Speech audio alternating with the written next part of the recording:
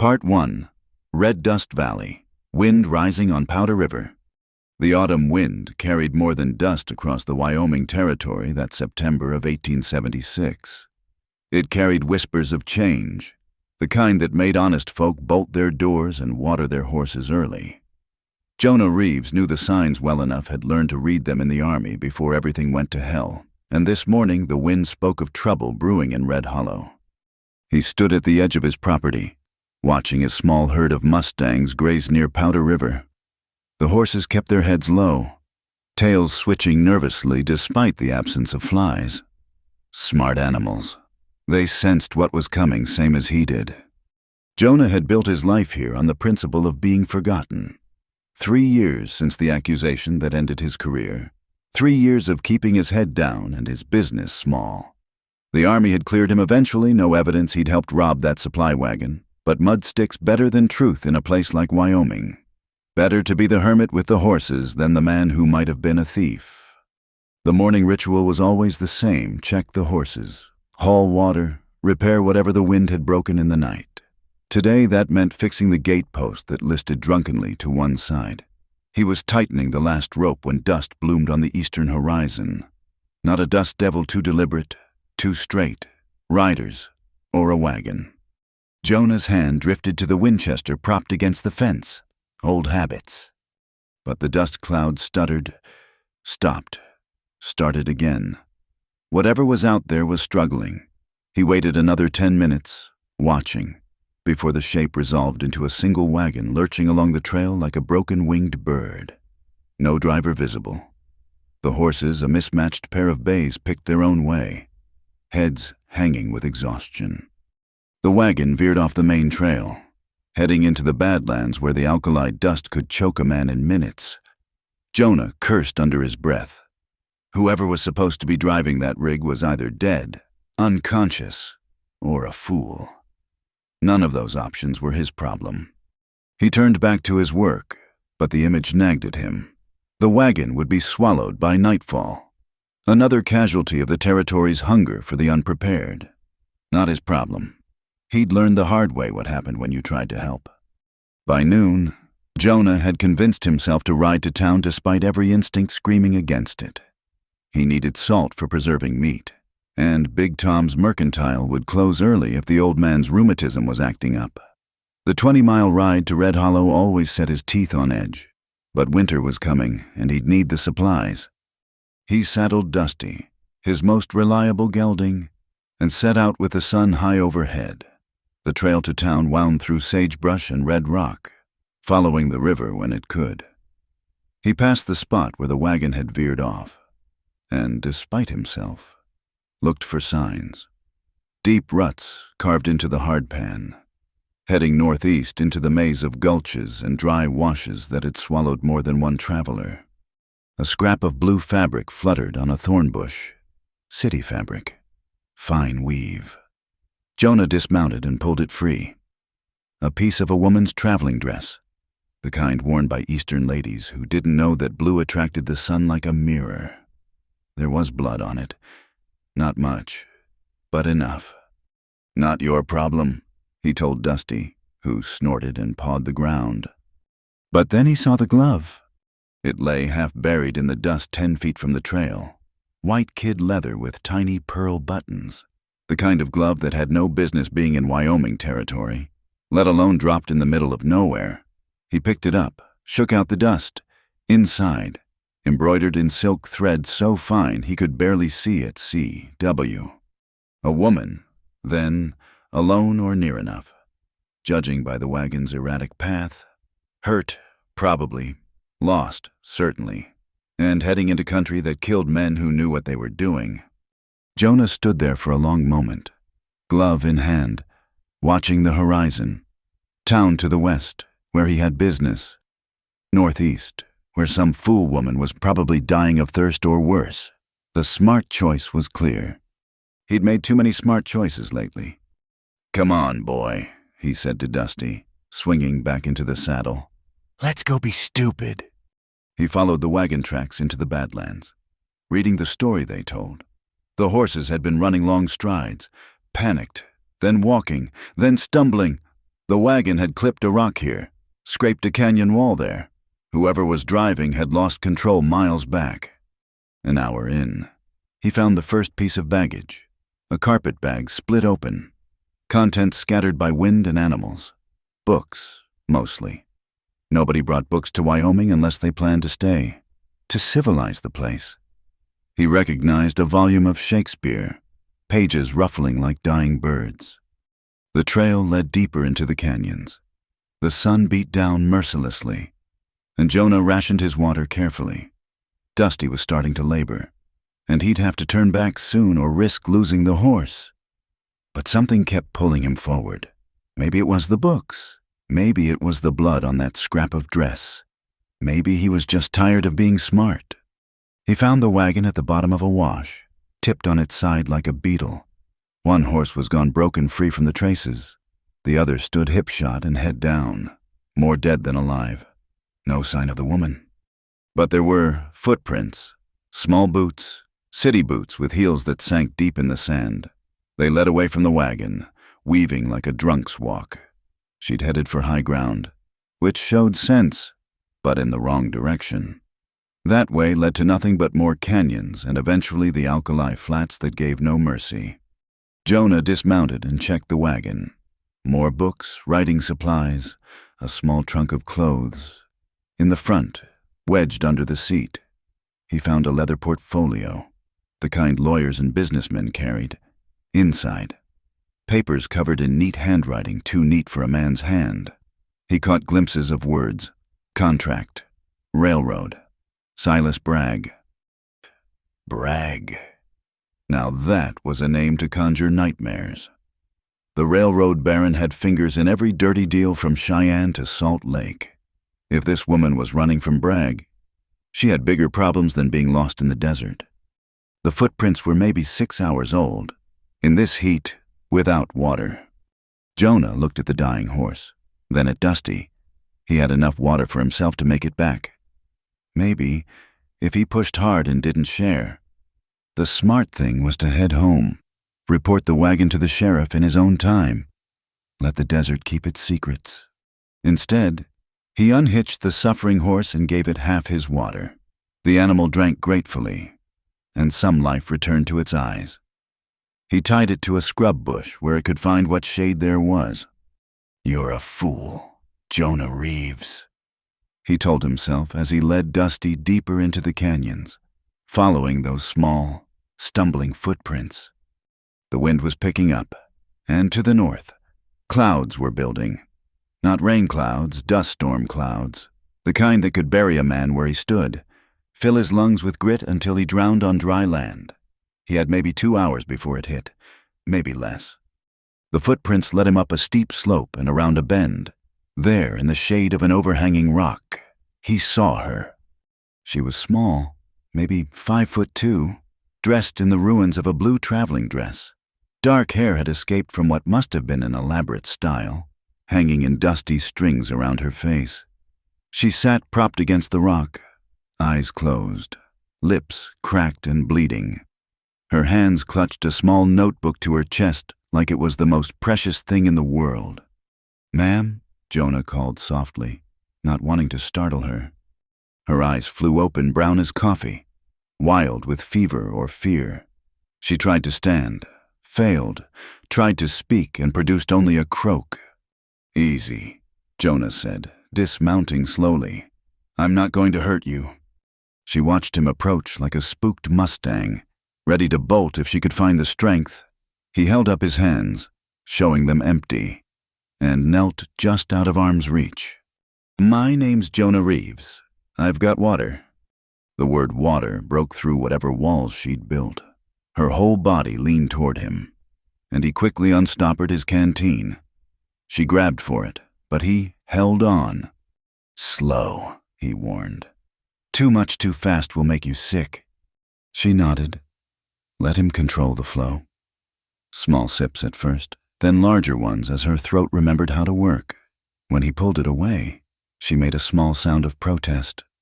"More in a minute," he promised. "What's your name?" "Clara." Her voice was rusty as an old gate. "Clara Whitfield." CW, like the glove. Well, Miss Whitfield, we need to move. Storm coming. She looked at the northern sky, and he saw she understood. Not as green as he'd thought. Then, can you ride? I think so. He helped her stand, noting how she kept that notebook pressed tight against her body. Whatever was in there was important enough to die for, apparently. They made it to Dusty, and Jonah lifted her into the saddle like she weighed nothing. She swayed but stayed upright. My thing's the wagon. No time. He swung up behind her, settling her against his chest. She stiffened at the contact, and he kept his touch as impersonal as possible. That storm will be on us in an hour. We ride hard or we die. She nodded against his shoulder, and he turned Dusty toward home. The horse, sensing urgency, broke into a steady lope despite the double weight. Behind them, the sky darkened like a bruise. They rode in silence except for Dusty's labored breathing and the growing howl of wind. Clara clutched her notebook with one hand and the saddle horn with the other. Jonah could feel her trembling exhaustion, fear, or both. The storm caught them 5 miles from his ranch. It came like a wall of brown fury, turning day to dusk in seconds. Dusty stumbled, recovered, pushed on through memory more than sight. Jonah pulled his bandana up over his nose and mouth, then realized Clara had nothing. He pressed his face against her hair, shielding her as best he could. She turned her face into his chest, and for a moment they were just 2 bodies trying to survive the earth's rage. When they finally stumbled into the shelter of his barn, both were coughing and blind with grit. Jonah slid from the saddle and caught Clara as she fell. She weighed barely anything, bird bones and determination. "Thank you," she whispered against his shoulder. He carried her to the house, kicked open the door, and set her in the single chair by the cold fireplace. She sat there shivering while he went back for Dusty, saw to the horse's needs with the automatic movements of long practice. When he returned, she'd fallen asleep in the chair, that notebook still death-gripped in her hands, in the fading light through his single window. She looked younger than he'd first thought, mid-20s, maybe. Too young to be running from men like Silas Bragg, too young to be dying in the desert. Jonah built a fire, put water on to heat, found a blanket to drape over her shoulders. Then he sat on his doorstep and watched the storm rage across the valley, wondering what kind of trouble he'd just invited into his carefully quiet life. The wind howled around the corners of his small house, and somewhere in that howling, he thought he heard the sound of horses, many horses riding hard through the storm.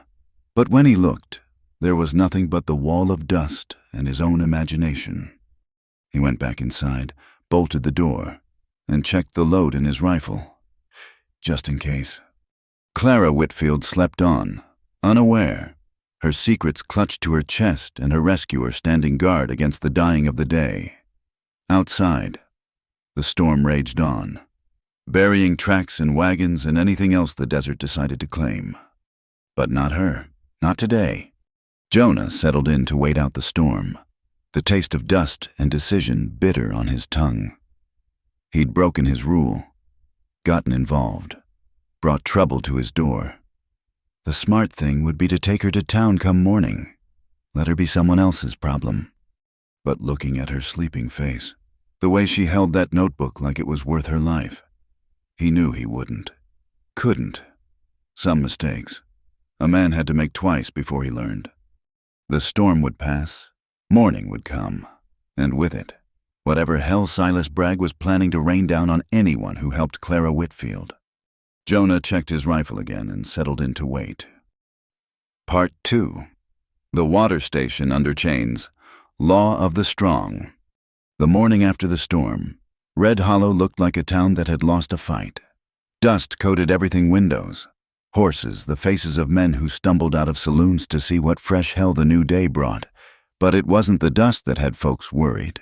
It was the chain across the water station and the armed men standing guard. Jonah watched from the edge of town, having left Clara sleeping in his cabin with a loaded derringer he'd taught her to use. He'd come for supplies and information, but mostly information. The chain was new. So were the guards' hired guns with that particular slouch that said they'd kill for wages and sleep sound after. $3 a barrel. Big Tom spat when Jonah finally made it to the mercantile. That's what Bragg's charging now. $3 for water that's been free since this town was founded. He can't do that, Jonah said quietly, though they both knew he could. Men like Silas Bragg did whatever they wanted until someone stopped them, and stopping them usually meant dying. Got papers, Tom continued, keeping his voice low. Other customers pretended not to listen. Federal water rights, bought and paid for. Judge in Cheyenne signed it all proper. Sheriff Pike announced it yesterday. Anyone draws water without paying gets arrested for theft. Jonah bought his salt and flour, added ammunition to the order without commenting. Tom's eyes flickered, but he wrapped everything in brown paper and tied it with string. Heard there was trouble out on the Eastern Trail, Tom said carefully. Wagon turned up empty. Woman traveling alone, they say, from Boston. That's so. Jonah kept his face neutral. Bragg's men have been asking around, offering good money for information, real good money. I'll keep my ears open. Tom leaned across the counter. You do that. And Jonah, whatever you're not doing, be careful not doing it. Jonah touched the brim of his hat and left. Outside. The sun was already brutal, and it wasn't even noon. He loaded his supplies and headed for the sheriff's office, needing to gauge which way the wind was blowing. Sheriff Pike sat behind his desk like a man with a belly full of bad meat. He'd aged 10 years in the weeks since Jonah had last seen him. His badge needed polishing, and his hands shook slightly as he poured coffee from a dented pot. Jonah, Pike acknowledged. Heard you were in town. Sheriff, quite a setup at the water station. Pike's jaw tightened. All legal, mister. Bragg showed me the papers himself. I'm sure he did. They sat in uncomfortable silence. Pike and Jonah went back a ways. Pike had been one of the few who'd spoken up for Jonah during the investigation 3 years ago. But that was before Pike's wife got sick. Before the medicine from Denver started costing more than a sheriff's salary could cover. There's a woman, Pike said finally. Clara Whitfield, run off from a legal contract with Mr. Bragg's company, theft of proprietary information. There's a warrant. That's rough. $500 reward for information leading to her recovery. Pike's eyes met Jonah's briefly, then slid away. Man could do a lot with $500. Pay for medicine. Keep his wife alive. Jonah stood slowly. I reckon a man could. Course, a man would have to live with himself after. Living's better than the alternative, Pike said softly. Is it? Jonah left without another word. The street outside seemed dirtier than before, the whole town tainted by Bragg's money and influence. He stopped at the water station, watched the guards joke among themselves while a Mexican family counted out coins for a single bucket. The father's face was stone, but Jonah saw how his fists clenched. One of the guards noticed Jonah watching. You need water, cowboy. Just looking. $3 a barrel. Special rate today, usually it's $4. Generous. The guard's hand drifted to his pistol. You got a problem with Mr. Bragg's business practices? No problem. Jonah turned away, but not before memorizing their faces. 3 men, all armed, taking shifts. The chain was new, but the lock was standard. A man who knew what he was doing could pick it in under a minute. Not that he was planning anything. He was mounting Dusty when May Harper emerged from her boarding house. The widow moved with purpose despite her 60 years, and she had that look that said she was hunting for someone to give a piece of her mind. Jonah Reeves, she called. A word. He waited while she approached, noting how she checked the street before speaking. May ran the cleanest house in town and heard every secret whispered in the territory. If she was being careful, there was reason. You haven't seen any strangers lately, have you? Her voice carried just far enough and no farther. Young woman, Maybe Boston accent. Can't say I have. Good. May pressed something into his hand, a small bottle. Because if you had, and if she was hurt, she'd need this for the fever. Willow bark and something stronger. 3 drops in water, every 4 hours. I'll remember that, if I see anyone. You do that. May started to turn, then stopped. Bragg's men tore up my place looking for her.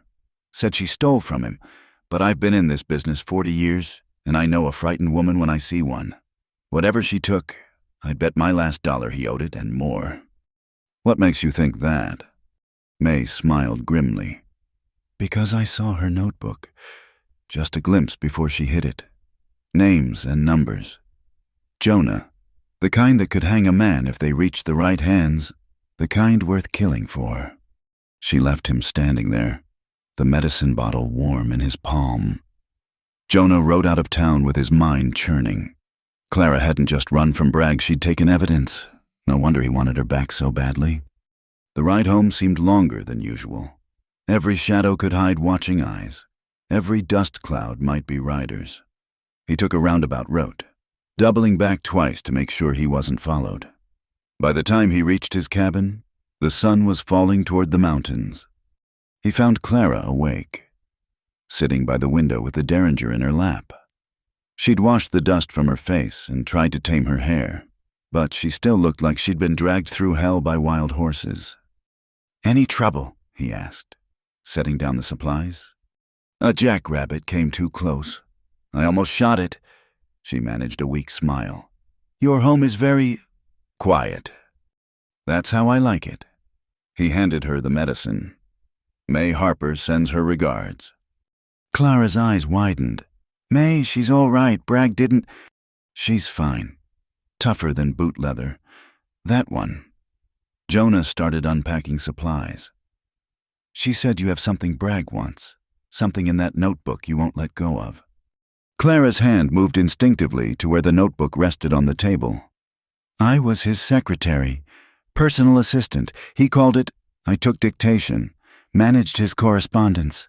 I was good at it, too good. I remembered everything." And I started noticing patterns. Money moving in circles. Payments to judges. Railroad commissioners. Federal water inspectors. He was building an empire on paper, buying rights to water and land that looked legal but weren't. When I tried to leave, he made it clear that wasn't an option. "So you took insurance?" She nodded. "Half his records, names, dates, amounts, enough to destroy him if it reaches federal prosecutors in Denver. But it's split. I only have half. The other half." She shook her head. "I hid it before I ran. If I can get both halves together, get them to the right people." "You could bring him down." Jonah poured water for the medicine. "Or die trying. I'm dead anyway if he catches me." She had a point. Jonah watched her take the medicine, saw how her hands shook despite her brave words. 24 years old. Tom had said, too young to be playing this kind of game.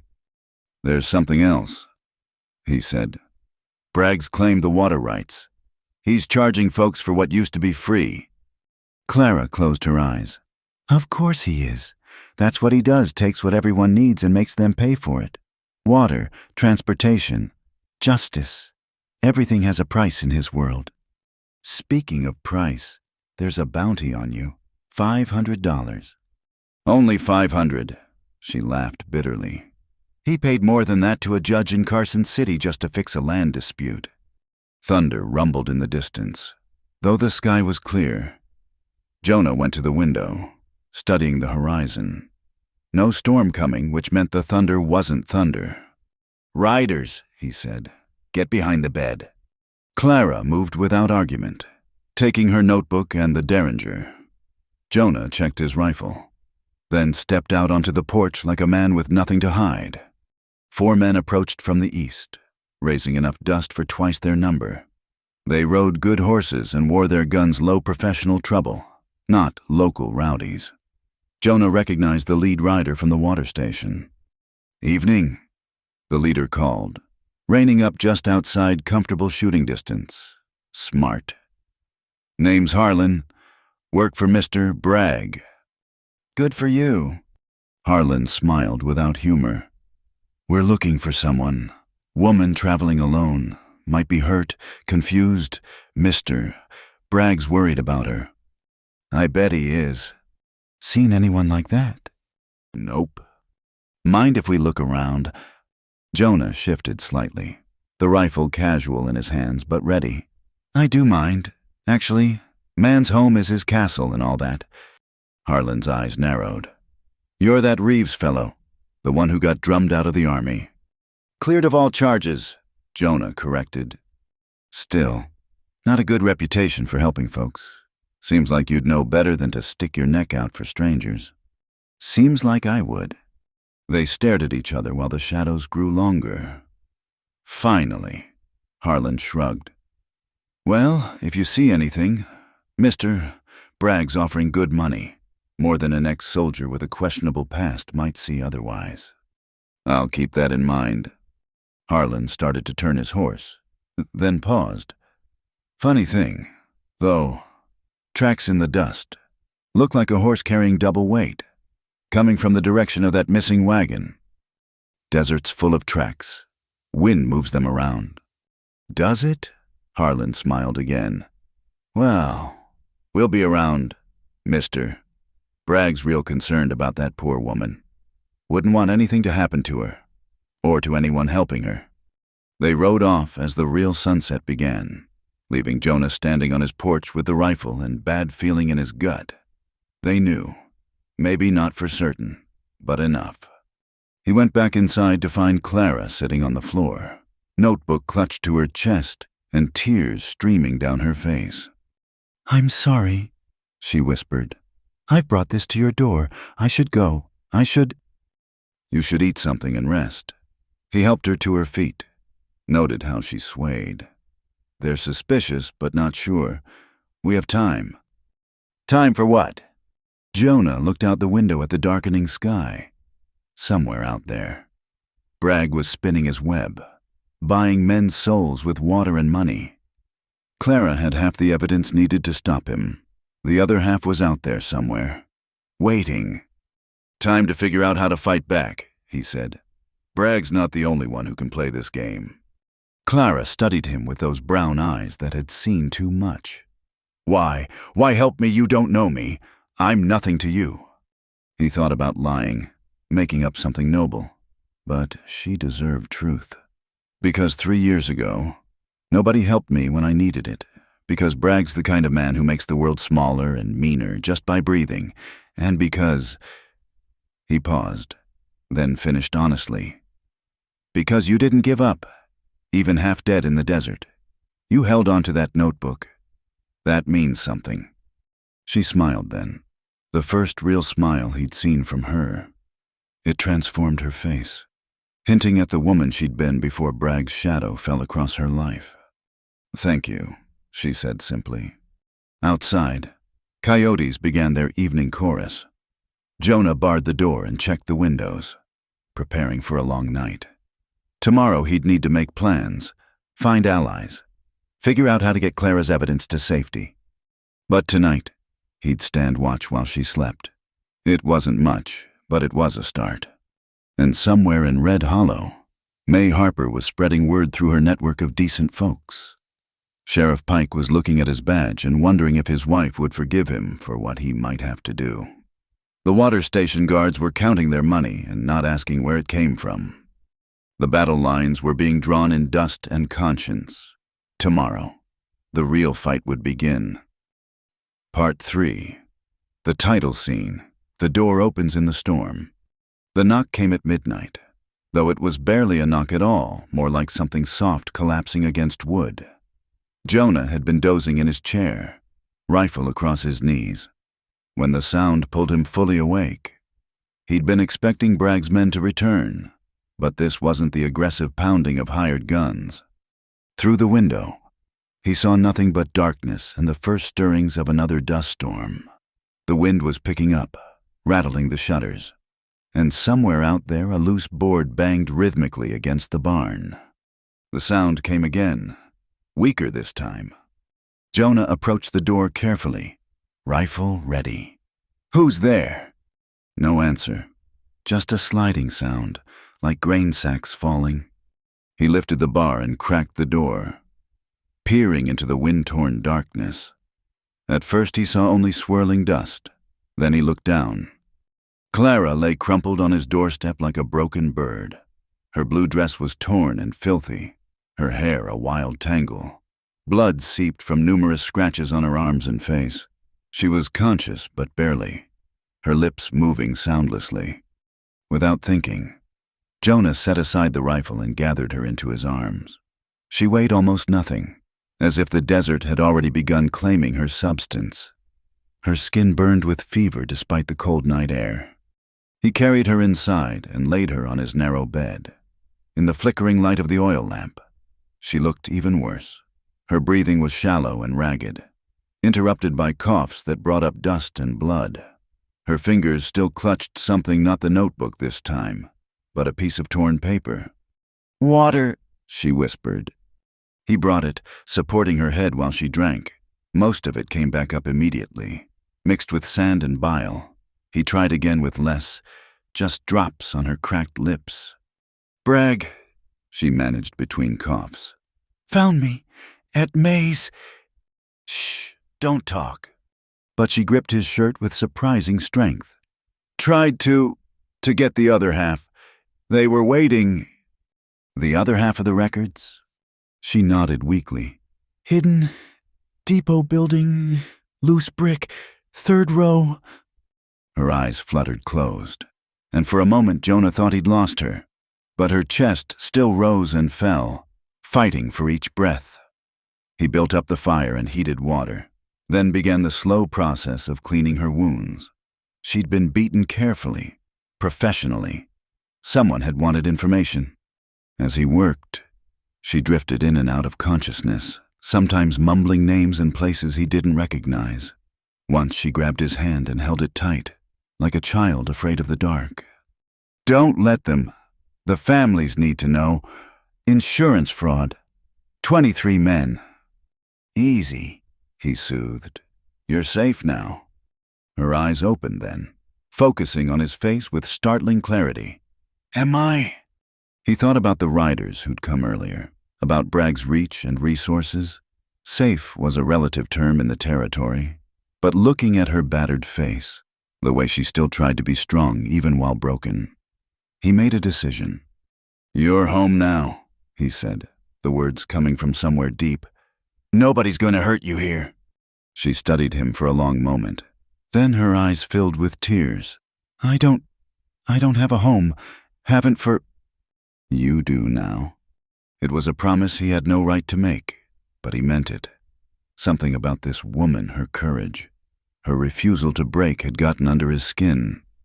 He'd spent 3 years building walls around his life, and she'd knocked them down with a notebook and sheer stubborn will. He finished cleaning her wounds and helped her into one of his shirts, which hung on her like a tent. She managed a weak smile at the sight. "Height of fashion," she murmured. "All the rage in Paris, I hear." She actually laughed, a small, painful sound that turned into coughing. When the fit passed, she lay back exhausted. "The notebook," she said suddenly, trying to sit up. "Where?" "Right here." He showed her where he'd placed it on the bedside table. "Nobody's taking it." She relaxed slightly. "The other half has the worst of it. Names of judges he bought, inspectors who looked the other way. There was an accident at Devil's Cut. Railroad construction, 23 Chinese workers buried in a tunnel collapse. Only it wasn't an accident." Jonah felt cold despite the fire. "Bragg ordered it." "For the insurance, $20,000. I took notes during the meeting where they planned it. Dates, times, who said what. It's all in there." "Christ." "He knows I have it. That's why—" She gestured weakly at her injuries. "Harlan tried to make me tell where I hid it. But I didn't break." "No," Jonah agreed quietly. "You didn't." They sat in silence while the storm built outside. The wind howled like something alive and hungry, throwing sand against the windows hard enough to sound like hail. Clara dozed fitfully, jerking awake each time the house creaked. "Tell me something," she said during one of her wakeful moments. "Tell me about before, when you were in the army." So he did. Talked about scouting for the cavalry, reading trail signs, finding water in the desert, safe stories. Nothing about the accusations or the trial. She listened with her eyes closed, and he thought she'd fallen asleep until she spoke. "Were you happy then?" "Happy enough. Had purpose. Anyway." "And now," he considered, "now I have horses, good horses, simple life." Lonely life. He couldn't argue with that. "I was engaged once," she said suddenly. "Back in Boston. Theodore Whitman. No relation, despite the name. He was a clerk in my father's print shop. Sweet boy, gentle. He died of consumption 2 winters ago." "I'm sorry." "I'm not anymore." She opened her eyes. "He wouldn't have survived out here. Too gentle. The territory would have eaten him alive.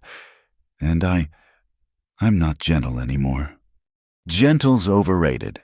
Jonah said, "Strong's better."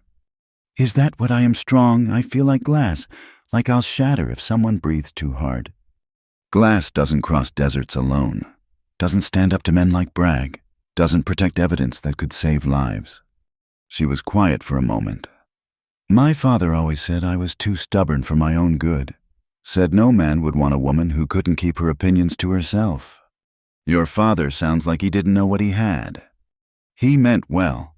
Just wanted me to be safe, happy, married with children and flower boxes in the windows." She laughed bitterly. "Instead, I'm bleeding on a stranger's bed in Wyoming territory with hired killers hunting me." "Not a stranger," Jonah corrected. "Not anymore." Their eyes met and held. Something passed between them, understanding. Recognition. Maybe the first stirrings of something deeper. Then Clara started coughing again, breaking the spell. The storm reached its peak around 3 in the morning. The whole house shook, and Jonah had to brace the door with a chair to keep it from blowing open. Clara slept through it, exhaustion finally winning over fear. He used the time to plan. Come dawn, Bragg's men would return. They might search the house this time. Badges or no badges, he needed to move Clara. But where town wasn't safe, the Badlands would kill her in her condition. The answer came with memory, the old line shack up in Wolf Creek Canyon. Abandoned for years but still solid. Spring water nearby. Defensible. He could hide her there while he retrieved the other half of her evidence. But first they had to survive the night. As if summoned by his thoughts, horses sounded outside. Not the wind, definitely horses. Multiple riders, moving fast despite the storm. Jonah grabbed his rifle and moved to the window. Through the swirling dust, he caught glimpses of men dismounting. 4, maybe 5. They weren't trying to be quiet. "Reeves," Harlan's voice cut through the wind. "Open up sheriff's business." Clara's eyes snapped open. Jonah put a finger to his lips, then helped her to her feet. She swayed but stayed upright. "Back room," he whispered. "Root cellar under the rug. Get in and don't come out no matter what." "Jonah!" "Go!" She went, taking the notebook. He heard the cellar door creak open and shut. Not a moment too soon, someone started pounding on the door hard enough to shake the frame. "Coming," Jonah called. He took his time, giving Clara extra seconds to hide. Finally, he opened the door, squinting against the dust. "Hell of a night for visiting, Sheriff." Pike stood there looking miserable, flanked by Harlan and 3 other gunmen.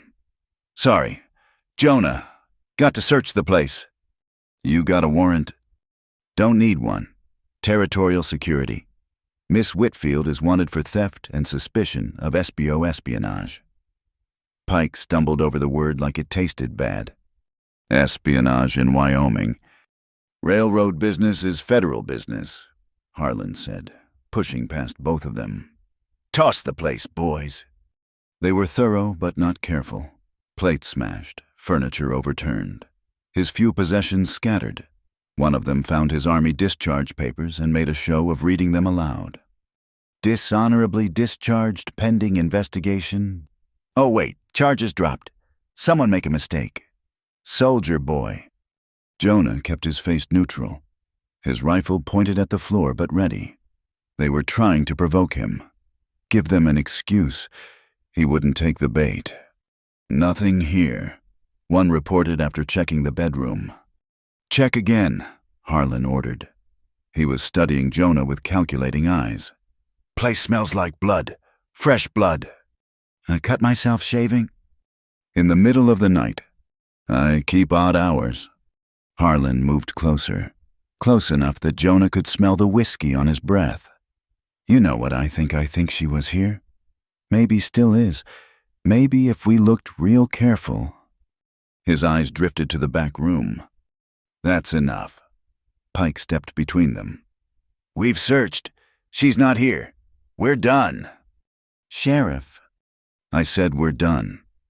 Pike's hand rested on his pistol. Mister, Bragg wants her found. Not a war with every rancher in the territory. We leave now.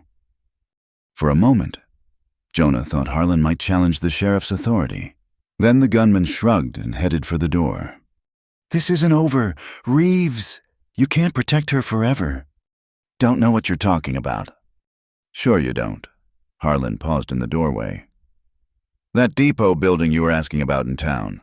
The old freight office, mister. Bragg bought that too. Having it torn down tomorrow. Shame if anything important was hidden there. Jonah's heart sank, but he kept his expression blank. They knew about the hidden records. Clara's beating had revealed that much at least. After they left, he waited a full 10 minutes before letting Clara out of the cellar. She emerged covered in dust and cobwebs, but intact. They know about the depot, she said. Yeah. Then it's over. Without both halves? It's not over. Jonah checked the window. The riders were gone, swallowed by the storm. We get you somewhere safe. Then I go get those papers before they demolish the building. You, Jonah, you don't owe me. Yes, he said firmly. I do. Why? He could have given her a dozen reasons. Because it was right. Because Bragg needed stopping. Because 23 men deserved justice. All true, but not the real truth. Because when you knocked on my door, I made a choice, and I don't go back on my choices. She looked at him for a long moment, then reached up and touched his face. Her hand was soft despite the desert's abuse. Neither do I, she said softly. The storm began to break as dawn approached.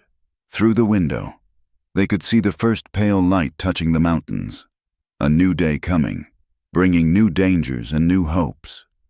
Pack what you need, Jonah said. We leave in an hour. Where? Somewhere safe. Somewhere even Bragg won't think to look. As Clara gathered her few possessions, Jonah prepared for war. He'd hidden from the world for 3 years. But that was over now. Bragg had made it personal. More than that, Clara had made it personal. He thought about her collapsed on his doorstep, about the words that had come unbidden. You're home now. Strange how 3 words could change everything. Strange how one woman's courage could wake something in him he'd thought dead. The sun broke the horizon as they prepared to leave. Clara stood in the doorway, notebook in hand, looking back at his simple cabin. I'm sorry, she said, for bringing this trouble to your home. Don't be. Place was too quiet anyway. She smiled, that transforming expression that made her beautiful despite the bruises. When this is over, if we survive. We will. When we survive, she corrected. I want to come back here. Would that be all right? Instead of answering with words, Jonah took her hand and led her to the horses. Some promises didn't need speaking. Some homes weren't about walls and roofs, but about who waited inside. They rode out together as the new day claimed the sky, leaving the cabin behind but carrying its promise with them. Somewhere ahead lay danger and justice in equal measure. But for now, in this moment, they had each other. And that was enough to start with. Part 4. Wolf Creek Canyon. Survival Lessons and Cracks in the Law. The line shack sat wedged between two red rock walls like a forgotten thought.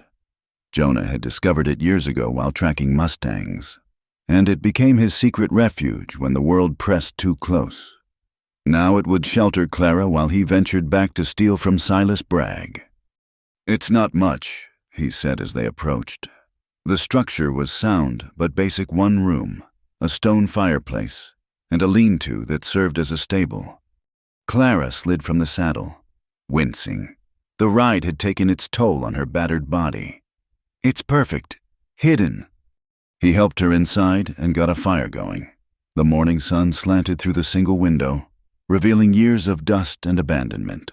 But the roof was solid and the walls thick. It would do. "First lesson," Jonah said, checking the water barrel. "Never trust what looks safe. Even water can kill you out here if it's alkali." Clara watched intently as he showed her how to test water with a silver coin, how to strain it through sand and charcoal. Her quick mind absorbed everything, asking questions that showed she understood the principles, not just the actions. "Second lesson." He handed her his backup revolver. "You know how to shoot." "My father thought ladies shouldn't handle firearms." "Your father wasn't running from Bragg. Here." He positioned her hands, adjusting her grip. "Don't aim like you're pointing. Aim like you're pushing. Squeeze, don't pull." She fired at a tin can he'd set on a rock, missed by 3 feet. Again. The second shot clipped the edge. The third sent it spinning. "Good. Remember, you're not trying to win a contest, just trying to stay alive." They spent the morning on survival basics: how to build a smoke-free fire, find direction without a compass, read weather and cloud formations. Clara proved an apt student, her formal education translating surprisingly well to practical skills. "You're enjoying this," she observed as he demonstrated how to set a simple snare. "Maybe. Been a while since I taught anyone anything." "Were you an instructor in the Army?" "Sometimes. Taught new recruits how not to die in hostile territory." He adjusted the snare's trigger. "Lot like this, actually." She was quiet for a moment.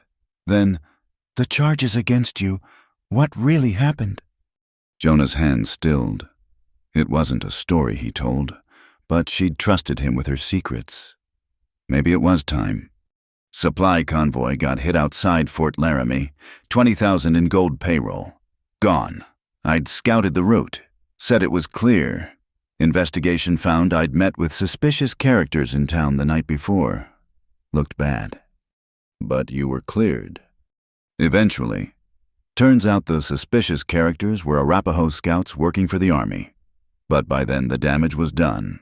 The real thieves were never caught. The gold never recovered. Command needed someone to blame." "So you left?" "So I left." He finished the snare and stood. "Trust is like water in the desert. Once it's gone, it's gone." Clara rose too, moved closer. "I trust you." The simple statement hit harder than it should have. Before he could respond, dust rose on the canyon floor below. Riders approaching. They crouched behind rocks, watching.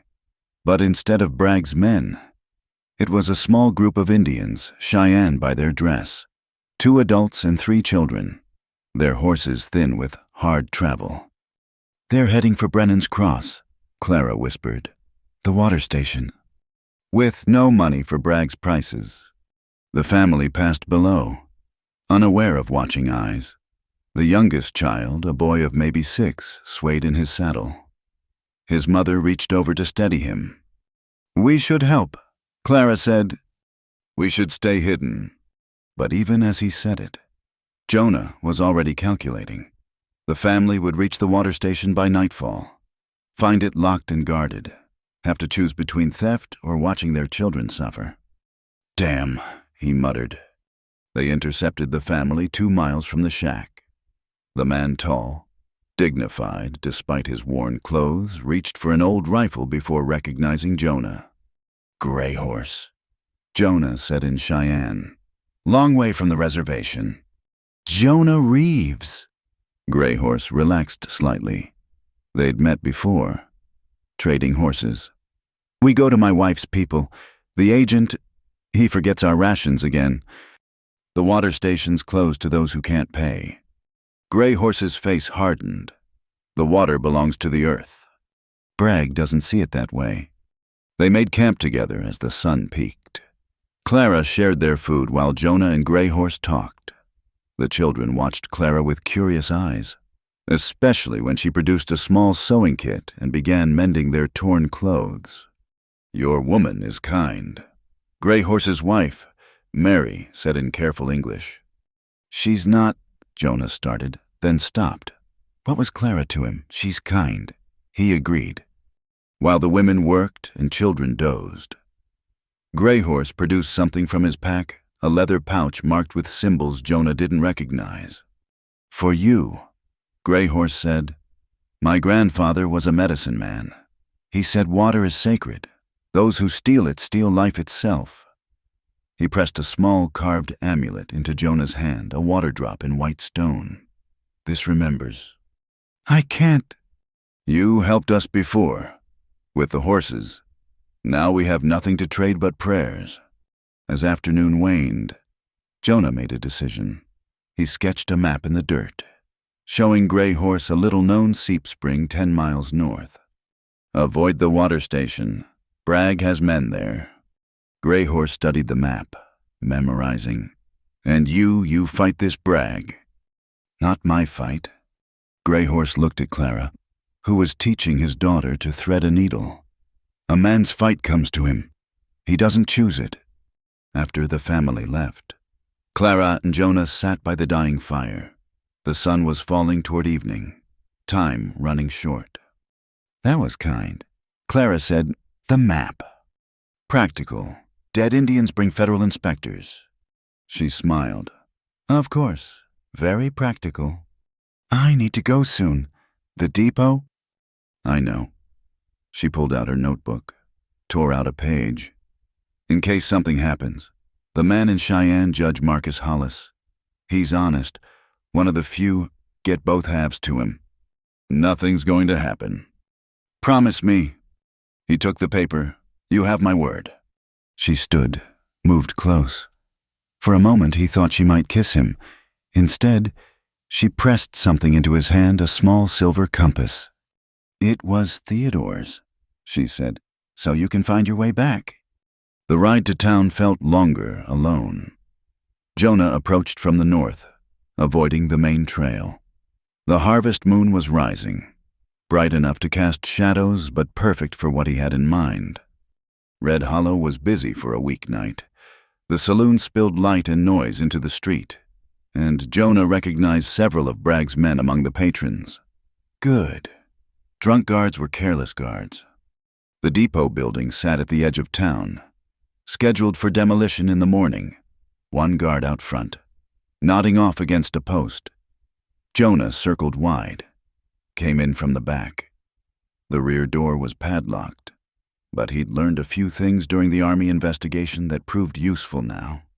Inside, the building was a maze of empty offices and storage rooms. Clara had said third row of bricks, but third row from what floor ceiling? He ran his hands along the walls, feeling for loose mortar. 20 minutes, he muttered. Then they'll check. 15 minutes later, he found it. Not the third row of bricks, but the third brick in a row of darker stones. It came free with minimal prying, revealing an oilcloth packet. Papers, lists, names and dates and amounts that would make a federal prosecutor weep with joy. Clara hadn't exaggerated this was damning, but as he stuffed them inside his shirt, voices approached. "Told you I heard something." "Probably rats. Place is full of them." "2 guards, not drunk enough." Jonah moved to the window, found it painted shut. The voices were getting closer. He grabbed a chair, smashed the window just as the door opened. No time for finesse, he dove through, Hit the ground rolling. Shouts behind him. A gun fired. The bullet whining past his ear. Then he was running, the papers crackling against his chest. More shots, but panic made the guards aim wild. He reached the horses, vaulted into the saddle, and gave Dusty his head. They chased him for 2 miles before giving up. Jonah didn't slow until he was well into the Badlands, breathing hard but triumphant. Both halves of the evidence, united at last. He was studying the papers by moonlight when hoofbeats made him reach for his rifle. But it was Sheriff Pike who emerged from the shadows, alone and looking haggard. "Jonah." "Sheriff, come to arrest me." Pike dismounted slowly, like a man carrying stones. "Come to warn you, Bragg's bringing in professionals from Denver, Pinkertons. They'll tear this territory apart looking for her." "Let them look. You don't understand." Pike pulled out a photograph, a woman, thin and tired-looking. "This is my Beth. Doc says maybe 6 months left. The medicine from Denver. Bragg pays for it." "I'm sorry." "Are you?" Pike's voice turned hard. "Easy to be righteous when you've got nothing to lose, but I've got Beth. Other folks have families, businesses. You're asking us to choose between what's right and who we love." "I'm not asking anything." "No, then what's this?" Pike pulled out a medicine bottle, the same one May Harper had given Jonah. "May's been spreading word. Decent folks are talking. About the water, about fighting back. You started something." "Bragg started it." Pike was quiet for a long moment. Then he reached into his pocket again, pulled out something wrapped in cloth. A photograph. "Found this in the old files. Your case." He handed it over. "Thought you should know the man who accused you of meeting with thieves. His name was Harlan. Same Harlan who works for Bragg now." Jonah stared at the photograph. 3 years of shame and exile. And it had been Bragg all along, setting him up, ruining him, just like he'd ruined so many others. "Why tell me this?" "Because—" Pike mounted his horse. "Because a man ought to know who his real enemies are. And because if you're going to fight Bragg, you'll need to know he's been planning longer than you think." Pike started to ride away, then turned back. "That woman Clara, is she worth it?" Jonah thought about her courage, her quick mind, the way she'd looked at him when she gave him the compass. "Yes." Pike nodded. "Then God help you both." The sheriff disappeared into the darkness, leaving Jonah alone with the evidence and the weight of what was coming. He touched the compass in his pocket, felt the water drop amulet from Grey Horse, 2 gifts from people who trusted him, people who believed he could make a difference. Time to prove them right. He turned Dusty toward Wolf Creek Canyon and Clara. Tomorrow they'd plan. Tomorrow they'd figure out how to get the evidence to Judge Hollis without getting killed. But tonight, he just wanted to see her smile when he showed her the papers. Wanted to tell her she'd won, that her courage hadn't been wasted. The moon lit his way home, or what passed for home now. A hidden shack, a wounded woman, and a fight against impossible odds. Somehow, it felt more like home than his cabin ever had. Part V. Night at the water station, old wounds and new fire. The water station squatted in the moonlight like a fortress. Chain link and barbed wire replacing what had once been open access. Jonah and Clara crouched in the shadows, watching the guard rotation. 2 men at the front, 1 patrolling the perimeter. The 4th would be inside, probably sleeping. "There," Clara whispered, pointing to a maintenance shed. "That's where Bragg keeps the originals. I saw them bring boxes there last week." They'd spent 3 days preparing for this. Clara had recovered enough to ride, and her knowledge of Bragg's methods proved invaluable.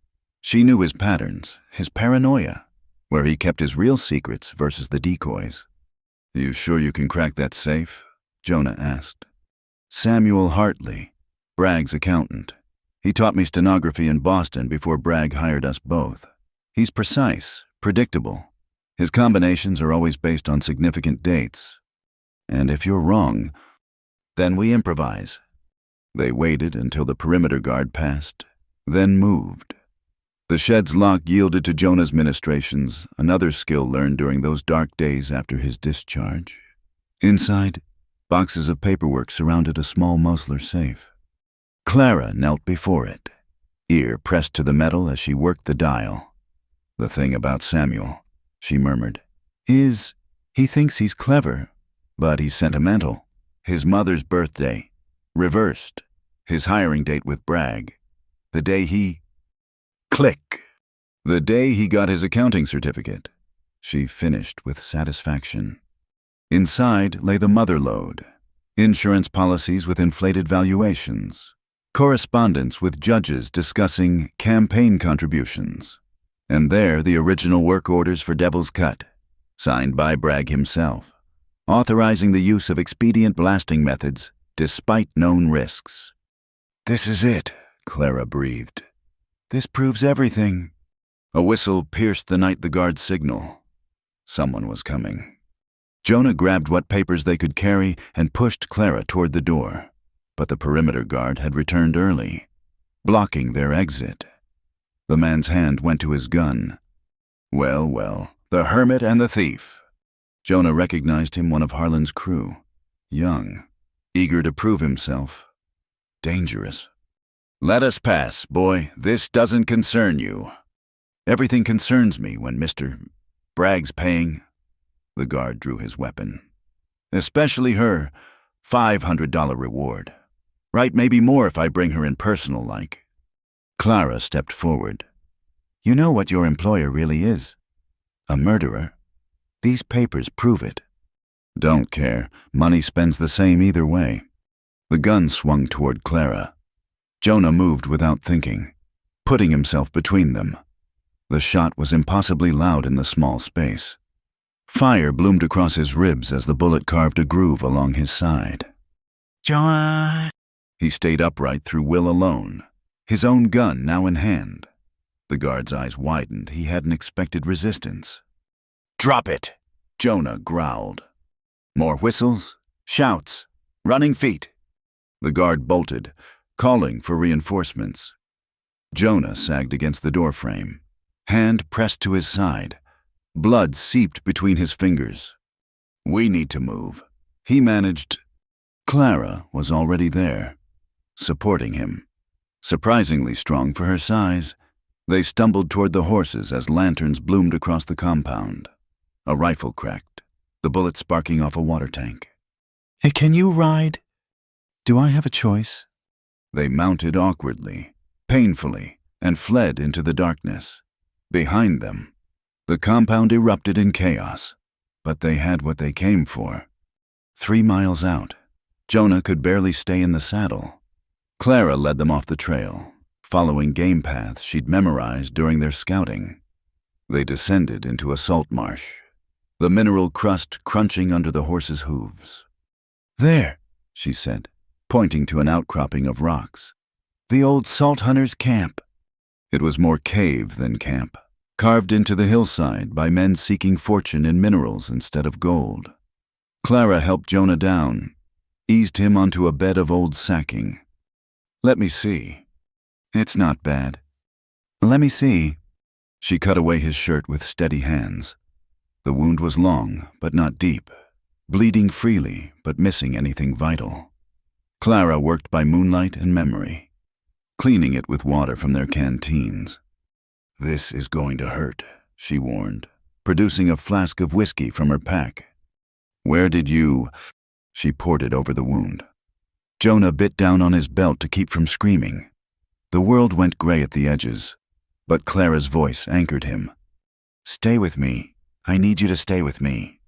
When his vision cleared, she was binding the wound with strips torn from her petticoat. Her face was inches from his, focused entirely on her work. A strand of hair had fallen across her cheek. Without thinking, he reached up and tucked it behind her ear. She stilled. Their eyes met. "Clara." "Don't," she whispered. "Don't say anything noble about dying. You're not allowed to die." "Wasn't planning on it." "Good." She finished the bandage and sat back. "Because I have plans for you. Jonah Reeves." What kind of plans? Instead of answering, she leaned down and kissed him, soft, careful of his wound, but with a promise of fire underneath. When she pulled back, they were both breathing hard. "The kind that require you alive," she said. They spent the night in the cave, taking turns on watch. During Clara's shift, Jonah dozed fitfully, dreaming of water and chains and Clara's face in firelight. He woke to find her curled against his good side, the evidence packet spread around them like paper armor. "Couldn't sleep," she explained. "Started organizing. Look at this." She showed him a ledger entry. 23 names, the workers at Devil's Cut. But here, she pointed to another document. The insurance claim lists 25 deaths, 2 extra payments, ghost workers who never existed. He padded the numbers. More than that. Look at the dates. The insurance payment came through 2 days before the accident. He knew exactly when it would happen because he planned it. Jonah felt sick. Those men never had a chance. Their families deserve to know. They deserve justice. Dawn was breaking, painting the salt marsh in shades of rose and gold. Somewhere out there, Bragg's men were hunting, but for this moment, they were safe. "Clara," Jonah said carefully, "after this is over, after we get the evidence to Judge Hollis, what then?" She was quiet so long he thought she wouldn't answer. "Then, I used to dream about going home to Boston, back to my old life. But that girl, the one who took dictation and worried about proper gloves, she's gone. The desert burned her away. So what does this Clara want?" She looked at him, and he saw his own thoughts reflected in her eyes. A place to belong, work that matters, someone who sees her as she is now, not who she used to be. "That doesn't sound too hard to find." "No," she smiled sadly. "A woman with a reputation for defying powerful men, who knows how to crack safes and shoot guns. What kind of life is there for someone like that?" "The kind worth living." She studied him. "You really believe that?" "I know it." A dust cloud on the horizon cut short whatever she might have said. Riders, moving fast. "Can you ride?" Clara asked. Jonah tested his side. Pain, but manageable. "No choice. Remember?" They packed quickly, Clara insisting on taking every scrap of evidence. As they prepared to mount, she stopped him with a hand on his arm. "What you did back there, stepping in front of that gun. Instinct." "No." Her voice was fierce. "Choice. You chose to protect me. No one's ever—" She broke off, composed herself. "Thank you." "Clara." "I know. We need to ride." But as they fled across the salt marsh, Jonah felt the weight of unspoken words between them. In the cave, wounded and exhausted, something had shifted. The careful distance they'd maintained was gone, replaced by something deeper and more dangerous than any of Bragg's guns. Sheriff Pike was waiting at the edge of the marsh, alone and grim-faced. "Thought I'd find you here," he said. "Half the territory's looking for you." Jonah's hand moved to his gun, but Pike raised both hands. "Not here for that. Came to warn you, and to give you this." He held out a letter. "From Judge Hollis. He's heard rumors, wants to meet, but it's got to be in Cheyenne. Too dangerous anywhere else." "Why help us?" Clara asked. Pike looked older than his years. "Because I sat in church last Sunday and couldn't pray. Kept thinking about those Chinese workers, about their families, about what kind of man I've become." He turned his horse. "There's a supply wagon heading to Cheyenne tomorrow. Teamster owes me a favor. Be at Widow's Rock at dawn." "Pike," Jonah called. "Your wife. What will Bragg?" "Already sent Beth to her sister in Denver, with enough medicine to last." The sheriff's smile was sad. "Turns out doing right costs less than I thought. It's the doing wrong that bleeds you dry." After Pike left, they found shelter in an abandoned line shack to wait for dawn. Jonah's wound needed cleaning, and they both needed rest before the final push to Cheyenne. As Clara tended his bandages, she told him about Boston, about her father's print shop, the smell of ink and paper, about learning stenography because she loved puzzles, loved making sense of symbols. "Never thought it would lead here," she said, tying off a fresh bandage. "Regrets?" "No." She met his eyes. "Not one." That night, they sat together watching the stars through the shack's broken roof. The evidence was packed and ready. Tomorrow would bring danger the road to Cheyenne, Bragg's final attempts to stop them. But tonight, they had this, the quiet, the stars, the space between them that kept shrinking despite all good sense. "Tell me about after," Clara said. "When Bragg's in prison, when the water's free again. What then?" Jonah thought about his empty cabin, his simple life with the horses. It seemed like something from another lifetime. Maybe build that ranch bigger, raise horses proper, find someone who knows about business to help run it. Someone who can handle accounts, maybe crack the occasional safe. Skills like that would be useful. She leaned against his good shoulder.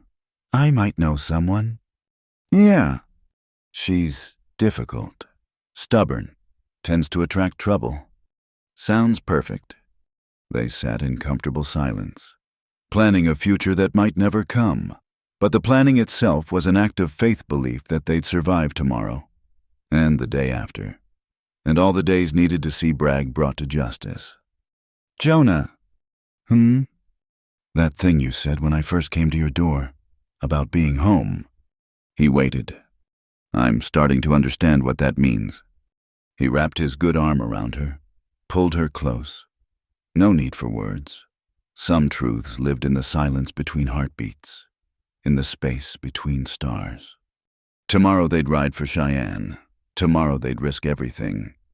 But tonight, they were home. Part 6. The Trial Under Open Sky. Justice rising from the dust. May Harper stood on a wooden crate beside the water station, her gray hair pinned severely back, her voice carrying across the assembled crowd like a preacher's on Sunday. Half of Red Hollow had gathered, drawn by whispers and righteous anger. The other half watched from windows and doorways, too fearful to stand in the open but unable to stay away. 23 men, May said, holding up the evidence Clara and Jonah had risked everything to retrieve. 23 souls buried alive so Silas Bragg could collect insurance money, and that's just the beginning. The crowd stirred. These weren't rabble-rousers or malcontents. These were ranchers, shopkeepers, mothers with children, people who'd been squeezed dry by Bragg's water prices, who'd watched neighbors lose everything when they couldn't pay. Jonah stood near the platform they'd hastily constructed, his wound still tender but healing. Clara was beside him, no longer hiding, no longer running. She'd testified first, her clear voice recounting dates, names, schemes. Some folks had been skeptical until she'd produced the ledgers, the signed orders, the insurance claims filed before the accident. Now Judge Marcus Hollis sat behind a simple table, having agreed to hold this preliminary hearing in public view. He was a small man with silver spectacles and an immense dignity. Known across 3 territories as incorruptible, Bragg had tried to buy him once. The attempt had only made Hollis more determined to see justice done. "Mr. Bragg," the judge said, his voice mild but carrying absolute authority. "Do you wish to respond to these allegations?" Silas Bragg sat in a chair they'd provided, flanked by his lawyers and gunmen. He was a big man running to fat, with cold eyes and soft hands that had never held anything heavier than a pen or a whip. His presence was like a dark cloud over the assembly, and folks unconsciously leaned away from him. "This is illegal," Bragg spat. "A mob gathering. These documents were stolen." "From your private safe," Judge Hollis noted. "Documents that, if legitimate, show systematic fraud, bribery, and murder. The court is very interested in why you felt the need to secure them so carefully. I demand a proper trial, in a proper courthouse, with proper authority. A new voice interrupted. I think these folks have had enough of your version of proper. Gray Horse walked through the crowd, his family behind him. The Cheyenne man carried himself with quiet dignity, and the crowd parted respectfully. He'd cleaned up for the occasion, his hair neatly braided, wearing his best shirt. Your Honor, Gray Horse said. I would speak. Judge Hollis nodded. The court recognizes Gray Horse of the Northern Cheyenne. This man, Gray Horse pointed at Bragg, moved the boundary markers of our grazing lands. The papers say one thing, the land says another. My grandfather's bones rest on what he now claims is his property. Hearsay from a savage, one of Bragg's lawyers began. Careful, Judge Hollis warned. Mr. Gray Horse is a recognized citizen of this territory with full rights to testify. Gray Horse produced a leather map case. My people don't trust paper, but we remember. This map was made by my uncle, who worked as a surveyor for the Army. It shows the true boundaries. Witnessed and signed by Captain Hammond in 1869. The judge examined the map carefully. Mr. Bragg, this directly contradicts your filed claims. Can you explain? Papers can be forged. Like the water rights certificate. Clara stood, holding up another document. Because I was there when you paid Inspector Calloway to backdate this, I took the dictation for the bribe letter myself. The crowd murmured. Someone shouted, Let her speak. Clara moved to the witness area. She looked different than the broken woman who'd collapsed at Jonah's door, stronger, clearer, burning with purpose.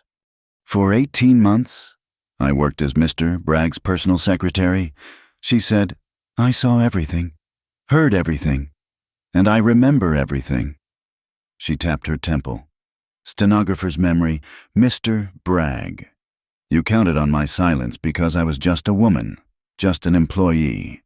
But I remember every word. She began to recite dates, times, conversations. Who was bribed? When? For how much? The crowd grew deathly quiet as the scope of corruption became clear.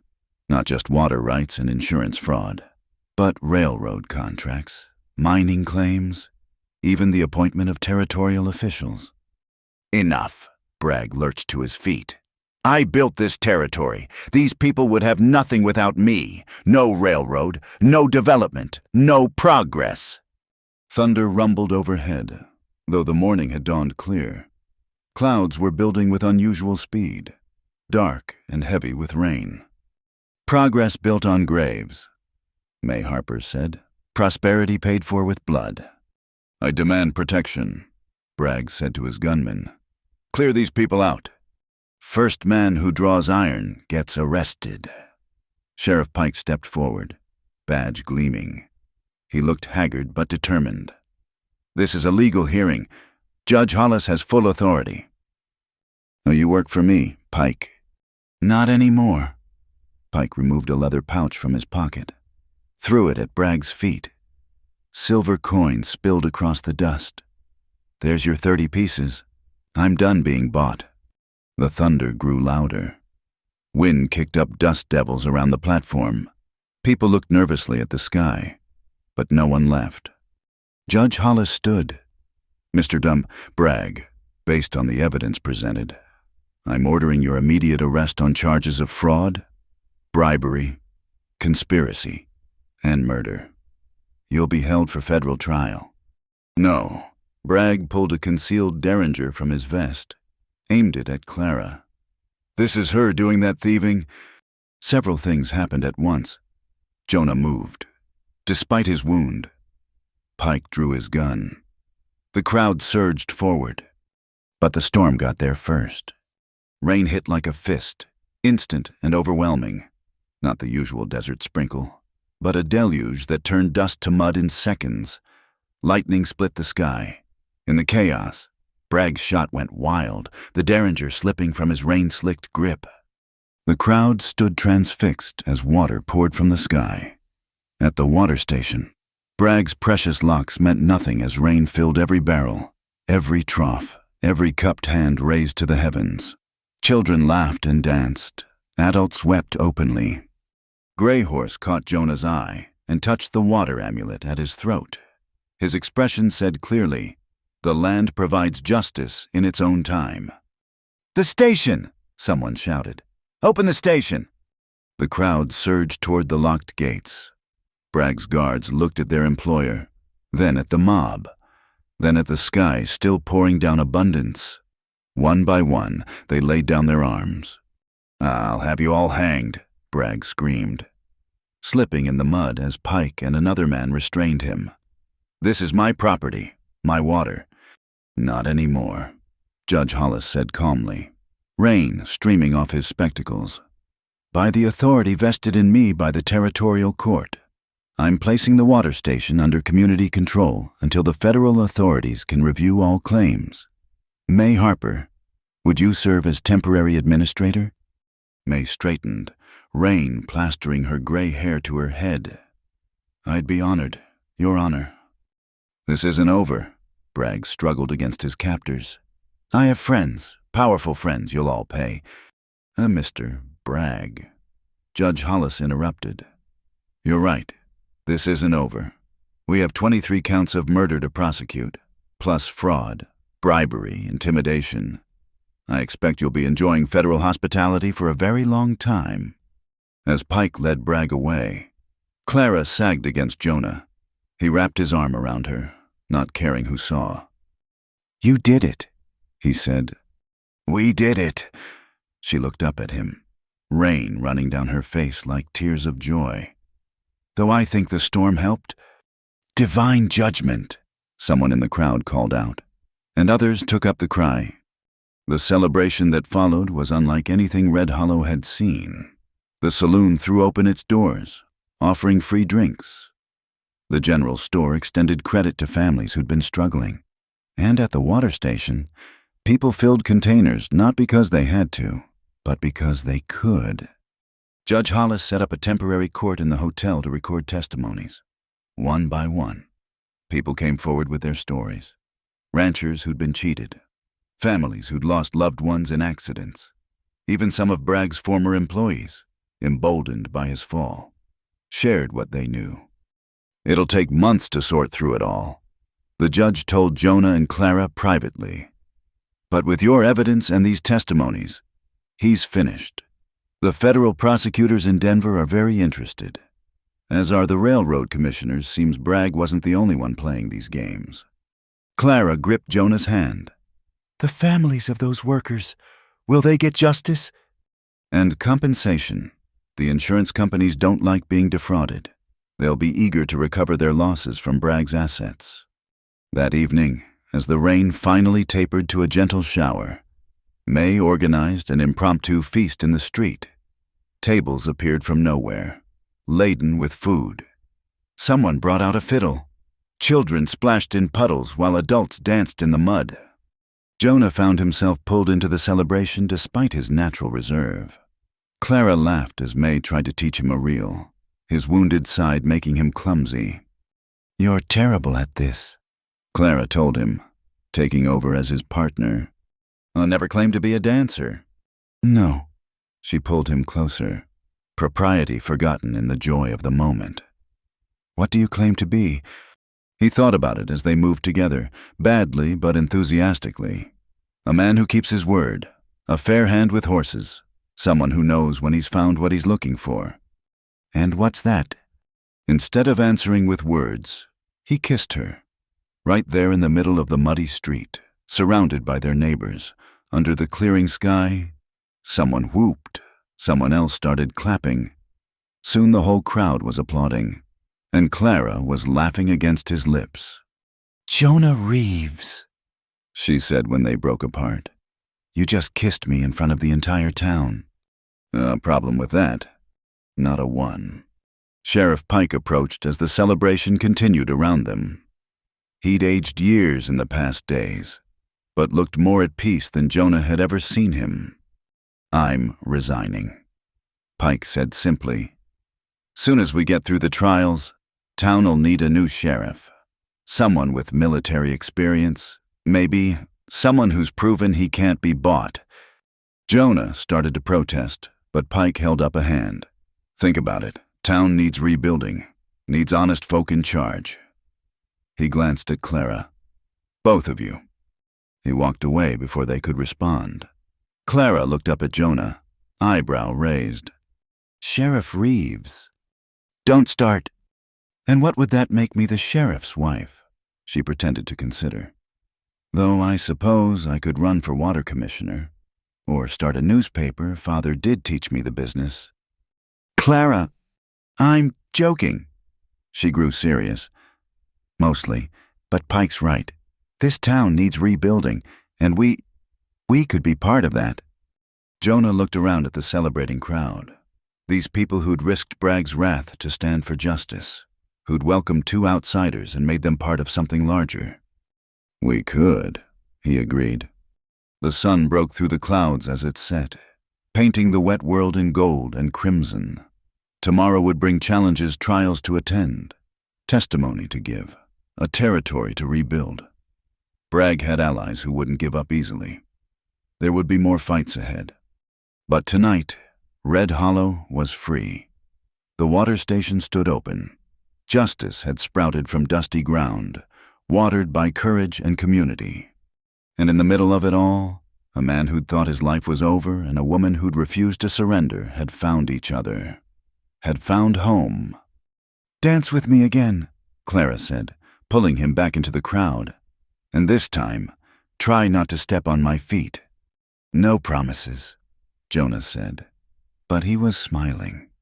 They danced as the stars came out, as puddles reflected lantern light, as their neighbors celebrated the first night of freedom many had known. It wasn't the ending, too much work remained for that.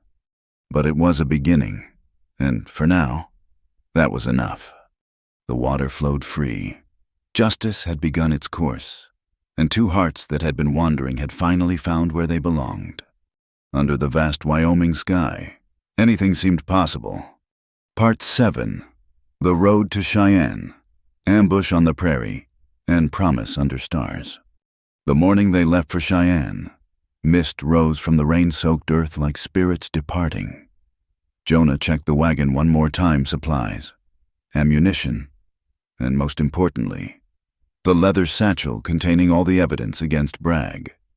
Clara sat beside him on the bench, dressed in practical riding clothes May had provided, her derringer tucked discreetly in her boot.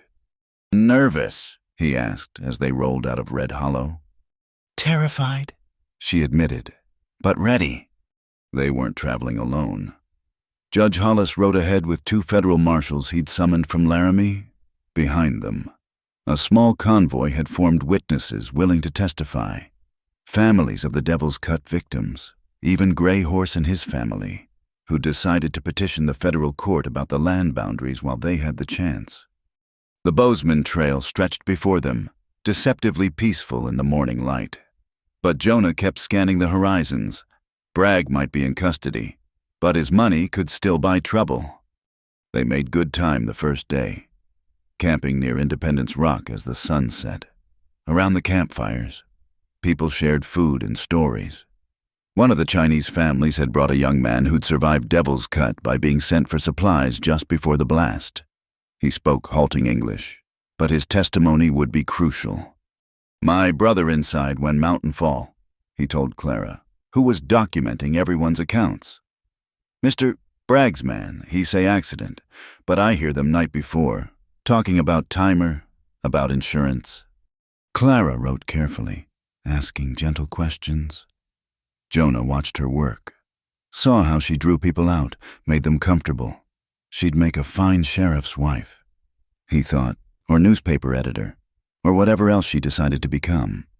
That night, they sat apart from the others, sharing watch duty.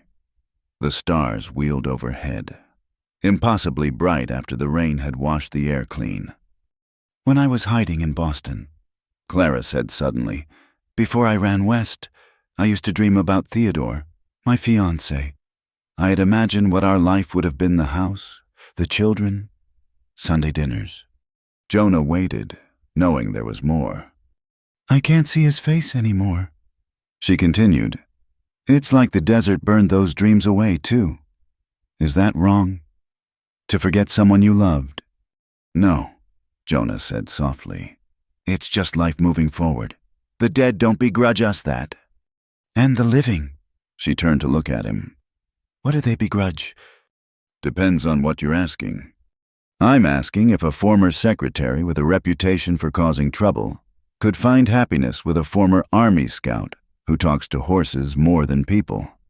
"Well," Jonah said, pretending to consider, "when you put it that way, seems unlikely." She punched his shoulder lightly. "I'm being serious." "So am I." He caught her hand, held it. "Clara, I spent 3 years thinking my life was over. Then you knocked on my door, and everything changed. I don't know what comes after Cheyenne, but I know I want to find out with you. Even if I want to start that newspaper, even if I insist on teaching women to shoot, even if I'm difficult and stubborn and—" He kissed her to stop the words. When they parted, she was smiling. "Promises under stars," she murmured. "My father always said those were the most binding." "Then I promise," Jonah said, "to build you the widest porch in Wyoming territory, to never ask you to be less than you are, to stand beside you in whatever fights you choose." "And I promise," Clara responded, "to help you raise the finest horses in the West, to make our home a place of welcome, to remind you every day that you're not the man they tried to make you believe you were." They sealed the promises with another kiss, then returned to watching the night. Somewhere in the darkness, coyotes sang. The sound no longer seemed threatening, just the world going about its business. The second day brought trouble. They were crossing Willow Creek when Jonah spotted dust on the southern horizon. Too much for travelers, too organized for a buffalo herd. "Riders," he told Judge Hollis. "Coming fast." The judge nodded grimly. "Positions, everyone. Women and children to the center." But Clara refused to hide, checking her rifle with practiced movements. "I didn't come this far to cower in a wagon." They arranged the wagons in a defensive square, everyone who could shoot taking positions. The approaching riders numbered about 15 hired guns by their look, led by someone Jonah recognized with a sinking heart. "Harlan, of course." "Judge Hollis," Harlan called, stopping just outside rifle range. "No need for unpleasantness. We're here on legal business." "What business?" Hollis demanded. "Mr. Bragg's lawyer filed an injunction. Says that evidence was obtained illegally. We're here to retrieve it, peaceful-like." "And if we refuse—" Harlan smiled. "Well, accidents happen on the trail. Indians, outlaws, terrible, dangerous country." One of the federal marshals spat tobacco juice. "Mister, you just threatened a federal judge. That's 5 years minimum." I must have misspoken?" Harlan's hand rested on his gun. "What's it going to be? Judge the papers or a massacre?" Before anyone could respond, Clara stood up in full view. "Harlan, I have a question for you." "Get down." Jonah hissed, but she ignored him. "You were at Devil's Cut," she called out. "I remember the report. You supervised the blasting. Did you know there were men still inside?" Harlan's smile faltered. "That was an accident." "Was it because I have your signature on the work order? The one that says, 'Commence blasting at 2 p.m.' But the foreman's log says the all-clear wasn't given until 2:15. Clara held up a paper. 15 minutes. Harlan, you killed 23 men for 15 minutes of schedule time." "You can't prove." "Actually," said the young Chinese man, standing beside Clara, I was timekeeper. I have the original logs. You ordered early blast. I heard you say, 'We behind schedule. Men are expendable.'" The gunman behind Harlan shifted uneasily. Even hired killers had limits, and murdering work crews crossed a line. "That true, Harlan?" one of them asked. "You killed those Chinese boys for a schedule." "They weren't. They were just—" Harlan was sweating now. "Bragg's orders. All Bragg's orders." "Then testify," Judge Hollis said calmly, Turn state's evidence. Help us convict Bragg, and maybe you don't hang for murder. The moment stretched taut as a bowstring.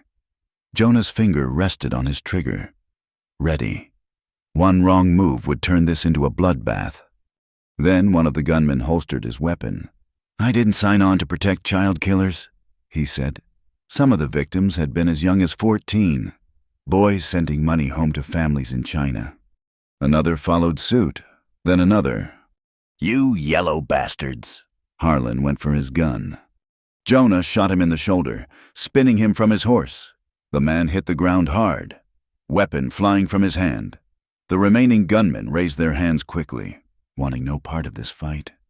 "Smart choice." The marshal said, "Now ride on. Tell anyone else thinking of interfering that the federal government takes a dim view of attacking judges." As the gunmen departed, Clara knelt beside the wounded Harlan, now cuffed and groaning. "You have one chance," she said quietly. "Testify against Bragg. Tell the whole truth and live, or keep silent and hang. Choose." I'll testify." Harlan gasped. "I know where the bodies are buried. Literally, know about the bribes, the murders, all of it." "Good choice." She stood, brushing dust from her skirt. "See, I told you I'd make a good sheriff's wife." Jonah couldn't help but laugh. "Woman, you're going to give me gray hair." Distinguished. They reached Cheyenne without further incident, the city appearing like a mirage of civilization after days on the trail. The federal courthouse stood proud on Main Street, American flags snapping in the breeze. Word had already reached the city. Reporters waited on the steps, eager for the story. "Miss Whitfield," one called. "Is it true you have evidence of insurance fraud?" 23 murders, Clara corrected clearly. "And yes, we have proof." The trial preparations took 2 days. During that time, Jonah and Clara were guests at the Territorial Hotel, their room guarded by marshals. It felt strange to sleep in a real bed, to eat off china plates. "I could get used to this," Clara said, luxuriating in her first hot bath in weeks. "Don't get too comfortable. We're ranch people now, remember?" Ranch people who occasionally visit civilization. The night before the trial, they walked the streets of Cheyenne. Electric lights were being installed on some corners, the future arriving one bulb at a time. They passed theaters, restaurants, shops with goods from around the world. "No regrets?" Jonah asked, as they paused before a dress shop displaying the latest Eastern fashions. "Not one," Clara said firmly, "though I might buy a new dress for the trial. Need to look respectable when I destroy Silas Bragg." The trial itself was almost anticlimactic. With Harlan's testimony, the evidence Clara and Jonah had gathered, and witness after witness describing Bragg's crimes, the outcome was never in doubt. The federal prosecutor was thorough, methodical, building a case that would echo through territorial law for decades. Bragg aged years and days, his bluster fading as the scope of his crimes was laid bare. When the Chinese families testified about their lost sons and brothers, even hardened court watchers wept. Clara testified for 3 hours, her memory precise, her delivery devastating. She'd kept copies of everything, remembered conversations verbatim. By the time she finished, Bragg's lawyers looked defeated. The verdict came swift guilty on all counts. The judge's sentence was life in federal prison, with restitution to be paid to victims' families from Bragg's seized assets. As they led Bragg away, he caught sight of Jonah and Clara. For a moment, his mask slipped, showing the small, vicious man beneath. "You've destroyed everything I built," he snarled. "No," Clara said calmly. "We cleared the ground so something better could grow." Outside the courthouse, people cheered. The water rights were officially returned to the communities. The railroad would be investigated. The territory would have a chance to develop honestly, without Bragg's corrupting influence. "So," Judge Hollis said, shaking their hands, "what's next for you two?" Jonah and Clara exchanged glances. "Home," they said together. But first, they had one more stop. The land office was still open, and the clerk was sympathetic to their story. "You want to file a homestead claim where?" "Wolf Creek Canyon," Jonah said. 160 acres, including the spring. "Planning to ranch?" "Horses," Jonah confirmed. "Maybe some cattle."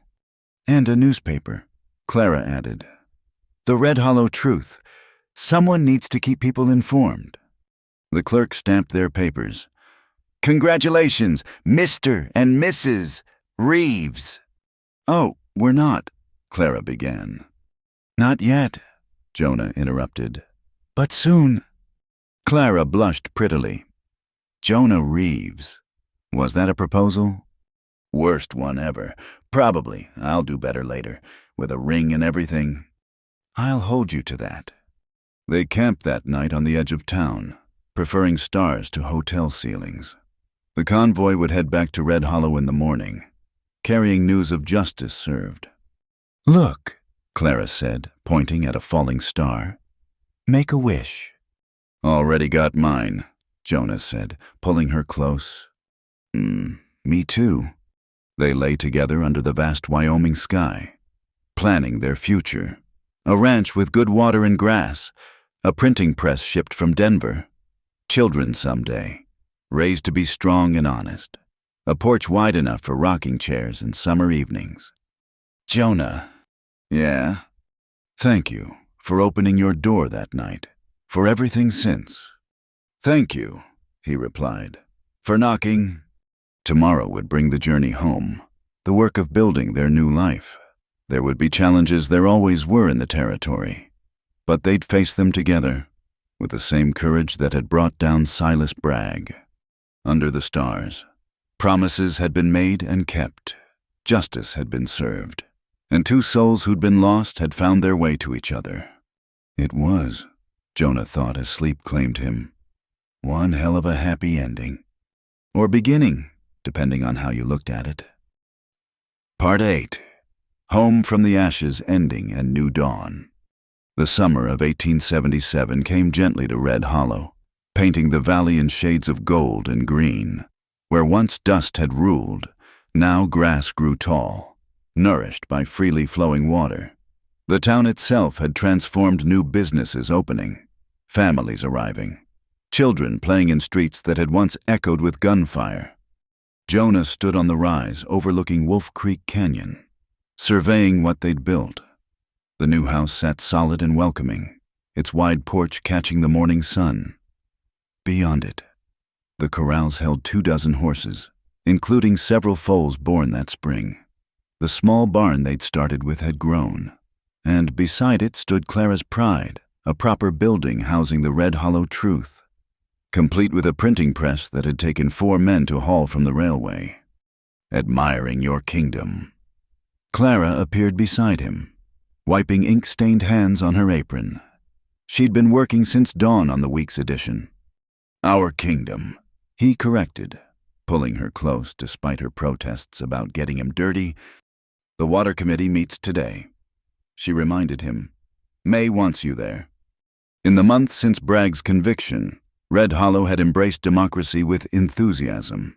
The water station was now community property, managed by an elected committee. May Harper served as secretary, her combination of business sense and moral authority keeping everyone honest. "I'll be there," Jonah promised. As the new sheriff, he tried to attend all civic meetings, though he much preferred his deputy duties to politics. "And don't forget Grey Horse is bringing his family for supper. Mary's teaching me to make fry bread." "Your cooking experiments worry me." She swatted him playfully. "My cooking is improving, and you know it." It was true. Like everything else Clara set her mind to, she'd attacked cooking with determination and intelligence. Their meals were no longer adventures in survival, but actual pleasures. They walked back to the house together, pausing at the small grove of cottonwoods they'd planted near the spring. One tree stood slightly apart, a pine, young but growing strong. "For memories," Clara had said when she planted it, thinking of the pine where they'd first hidden evidence.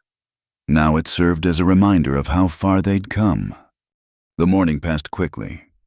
Clara returned to her newspaper while Jonah worked with the horses. His reputation had spread. Ranchers came from 3 counties away to buy his stock or have him train their animals. It was good, honest work that filled his days with purpose. Around noon, Pike arrived. The former sheriff had returned from Denver the week before. His wife Beth's health much improved thanks to proper treatment. He worked as a surveyor now, using his knowledge of the territory to help new settlers find good land. "Jonah," Pike called, dismounting. "Got a letter for Clara from the Territorial Committee." Clara emerged from the newspaper office, a smudge of ink on her nose. She took the letter with suddenly trembling hands. "What is it?" Jonah asked. "Remember that bureaucrat who wrote after the trial about water rights legislation?" She broke the seal, scanned the contents. Her eyes widened. "They want me to serve on the Territorial Water Commission to help write the new laws." "That's wonderful." "It means traveling to Cheyenne 4 times a year, being away from home, from you." "Clara." He caught her hands. "This is what we fought for, so people like you could help shape the territory's future. I'll manage the ranch. But your horses will be here when you get back, along with your husband, who's very proud of you." She kissed him soundly, not caring that Pike was watching with amusement. "Speaking of husbands," Pike said, "when are you 2 making it official the whole town's been taking bets?" Clara blushed. "Soon. We've just been busy." "Tonight," Jonah said suddenly. "What?" "Tonight, after supper with Gray Horse. Judge Hollis is still in town for the water meeting. May can be witness, unless—" He studied her face anxiously. "Unless you want something fancier. A church wedding. White dress." "Jonah Reeves," Clara interrupted. "I fell in love with you in a dusty cabin while bleeding and half dead from thirst. I don't need fancy. I need you." And so it was that evening, as the sun painted the sky crimson and gold. They gathered on the wide porch Jonah had built. Judge Hollis officiated, his words simple but binding. May stood witness, tears streaming down her weathered face. Gray Horse and his family watched with quiet dignity, the children fidgeting but respectful. Clara wore her blue dress, not the ruined one from her flight, but a new one she'd bought in Cheyenne, simple but elegant. It caught the light as she moved. Jonah had cleaned up too, his best shirt pressed, boots shined to a rare gleam. "Clara Whitfield," Judge Hollis said, "do you take this man to be your lawfully wedded husband, to stand beside him in prosperity and adversity, in water and drought, in all the days the territory grants you?" "I do," Clara said clearly, her eyes never leaving Jonah's face. "Jonah Reeves, do you take this woman to be your lawfully wedded wife, to support her ambitions as she supports yours, to build a life of purpose and partnership, forsaking all others?" "I do," Jonah replied, his voice rough with emotion. "Then, by the power vested in me by Wyoming territory, I pronounce you husband and wife." Hollis smiled. "Kiss your bride, Sheriff." The kiss was sweet and full of promise, earning applause from their small gathering. Gray Horse's youngest daughter threw wildflowers she'd gathered, giggling as they caught in Clara's hair. The celebration moved inside, where Clara's attempted fry bread proved surprisingly edible, and May's contributed pie disappeared quickly. Stories flowed with the coffee tales of the fight against Bragg, memories of those first dangerous days, hopes for the future. "To think," May said, raising her cup, "it all started with a woman collapsing on a man's doorstep." "Best thing that ever happened to that doorstep," Jonah said, earning a laugh from everyone and a kiss from his bride. As the evening wore on, their guests gradually departed. Gray Horse's family headed back to their land, now properly surveyed and legally recognized. Pike rode toward town. Whistling, May accepted Jonah's offer to stay the night rather than travel in darkness. Finally, Jonah and Clara stood alone on their porch, watching stars emerge in the clear sky. The night was warm, filled with the sound of crickets and the distant call of an owl. "No regrets?" Jonah asked, echoing his question from Cheyenne. "Not one," Clara confirmed, "though I do have a confession." "Oh, hey. That first night, when I knocked on your door, I wasn't completely unconscious. I heard what you said." "You heard? You're home now." She turned in his arms, looking up at him. "I didn't believe it then. Didn't think I'd ever have a home again. But you were right." "Clara, let me finish. I've been thinking about what home means. It's not just walls and a roof. It's purpose. It's people who see your worth. It's work that matters. It's someone who opens the door when you're broken and says you belong." She touched his face gently. "You gave me all of that." "You gave me the same," Jonah said. "I was just existing before you arrived, going through the motions. You reminded me that life was worth fighting for." They stood in comfortable silence, listening to the night, somewhere in the distance. A coyote sang, answered by another. The sound that had once seemed threatening now felt like a benediction, the land itself acknowledging their place in it. "So what's next?" Clara asked. "We've defeated the villain, saved the town, gotten married. Isn't this where the story ends?" "Stories don't end," Jonah said. "They just become news stories. Tomorrow you'll put out another newspaper. I'll work with the horses. We'll build this place bigger, better. Maybe raise some children to carry it on." "Children?" Clara smiled at the thought. "Little cowboys and cowgirls running wild on the ranch.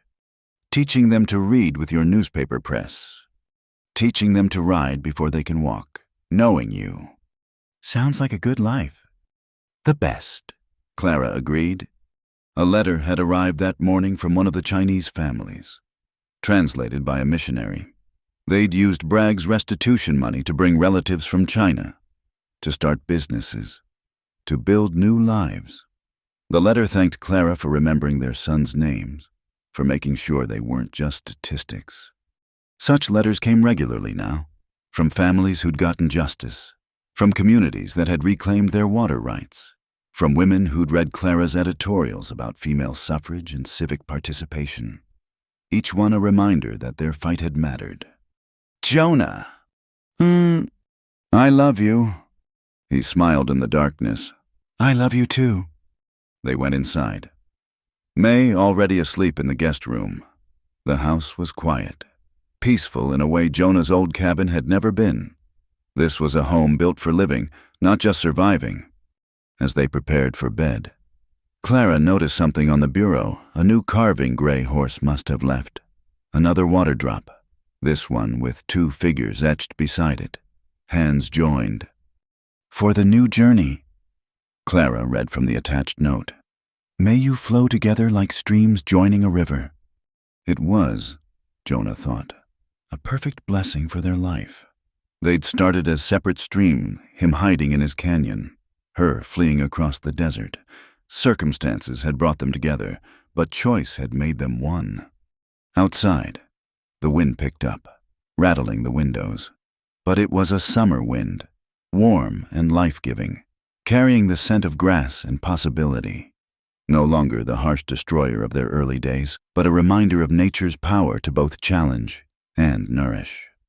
"Listen," Clara said suddenly. At first, Jonah heard nothing unusual. Then there raindrops, gentle and steady. Not a storm, but a blessing, the kind of rain that soaked deep and made things grow.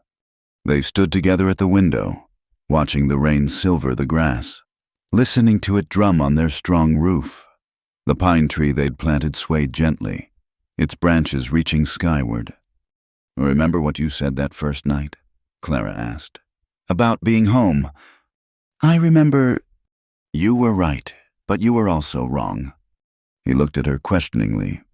"Home isn't a place," she said. "It's not even people. It's this," she gestured at the rain, "the house, their joined hands.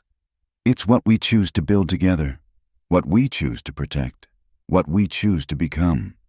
Jonah thought about that as they settled into bed. Clara curled against his side, her breathing gradually deepening into sleep. She was right, of course. Home was more than shelter. It was purpose and partnership, challenge and comfort, the daily choice to face life together. The rain continued through the night, steady and sustaining. By morning, the world would be washed clean, ready for new growth. The horses would run in green pastures. The newspaper would carry stories of progress and possibility. The town would continue its transformation from Bragg's kingdom to a community of free people. And at the heart of it all, in a house built with hope and hard work, two people who'd found each other in the most unlikely way would wake to another day of building their life together. The territory had tested them with drought and violence. With powerful men and impossible odds, they'd survived it all. Emerged stronger, proved that courage and truth could triumph over greed and fear. Now came the harder test, the daily work of living, of fulfilling the promises made under stars, of being worthy of the trust others had placed in them. But as Jonah drifted towards sleep, listening to rain and Clara's quiet breathing, he felt no doubt. They'd weathered the storm. Now it was time to grow. In the morning, there would be coffee and conversation, work and purpose, all the small moments that made a life worth living. But for now, there was the quiet darkness, the gentle rain, and the absolute certainty that he was exactly where he belonged. "You're home now," he whispered to the sleeping Clara, the words that had started everything coming full circle. And outside, the rain whispered its agreement, blessing the land and all who dwelt upon it with the promise of tomorrow. Thank you so much for listening to this story. I'd love to know where in the world you're enjoying these tales of the Old West. Please leave a comment below and share your thoughts about Clara and Jonah's journey. If this story touched your heart, don't forget to subscribe to Wild West Night. Hit that like button and press the hype button to help more listeners discover these stories of courage, love, and justice in the American frontier. Until our next adventure, partners.